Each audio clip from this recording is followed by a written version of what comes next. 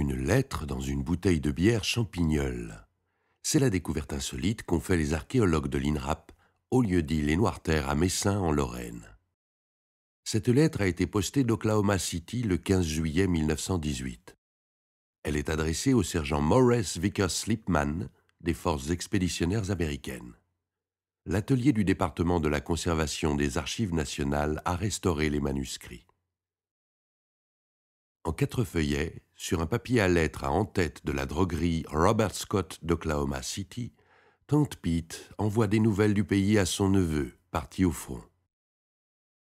Mon cher Morris, bon, je suppose que tu n'avais pas prévu que la lettre que tu m'as écrite le 8 juin allait me souhaiter un bon anniversaire, puisque je l'ai reçue le 8 juillet. Elle regrette les effets des ciseaux de la censure et conseille son neveu sur ce sujet. S'il te plaît, évite d'écrire au verso de la feuille de papier, car ta lettre était découpée de part en part. Vois-tu, quand les gens de la censure ne veulent pas que ta pauvre tante apprenne ce qu'elle ne doit pas savoir, ils découpent aussi le verso. Elle y décrit aussi une Amérique mobilisée, la difficulté de trouver de la main-d'œuvre et l'enrôlement massif des Noirs. Un contingent important de gens de couleur doit partir demain soir. Aujourd'hui, ils ont défilé en fanfare et demain, un grand bal est prévu dans le parc qui leur est réservé. Nous avons ainsi perdu notre gardien. Morris Lipman s'engage dans l'armée américaine le 25 juillet 1917. Arrivé au Havre en juin 1918, il participe aux batailles d'Argonne, de Saint-Mihiel, de Verdun et des Vosges. Nous nous demandons si tu es déjà allé au feu. De temps en temps, les dépêches nous parviennent sur quelques gars du camp d'Anifan qui combattent au front. Les autorités affirment qu'elles ont expédié 1 million d'hommes de l'autre côté. Du coup, là-bas, ça doit commencer à ressembler à l'Amérique. Bon sang, Morris, ça me dirait bien d'aller te rendre visite. Ce serait un sacré voyage, pour sûr. Robert dit qu'il aimerait beaucoup aller voir sur place tout ce qui se passe, mais qu'il ne serait pas chaud pour se retrouver au milieu des combats. Bess nous a dit que tu étais de nouveau sous les ordres... À l'automne 1918, son unité est stationnée dans le secteur de la forêt de Haye, aux environs de Nancy, à proximité du site où la lettre a été exhumée.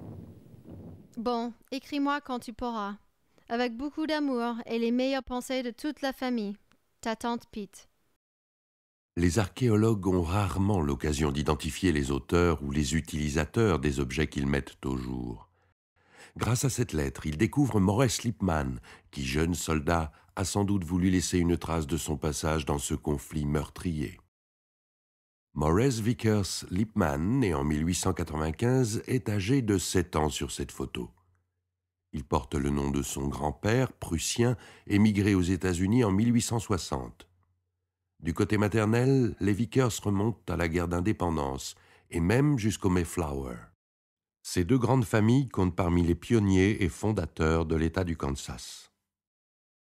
Tante Pete est le surnom affectueux donné à Luna Vickers, la jeune sœur de sa mère. Elle est l'épouse de Robert Scott, dont le nom figure en en-tête du papier à lettres. Jeune artiste, Morris est d'ailleurs très probablement l'auteur des illustrations du papier à lettres du drugstore de son oncle. Morris était encore étudiant à Pittsburgh, Kansas, lorsqu'il s'enrôle dans l'armée. À son retour de la guerre en 1919, il est brièvement vendeur dans le magasin familial de Fort Scott. Il se marie et a 2 enfants. En 1930, il divorce et part étudier à Chicago, où il devient directeur artistique.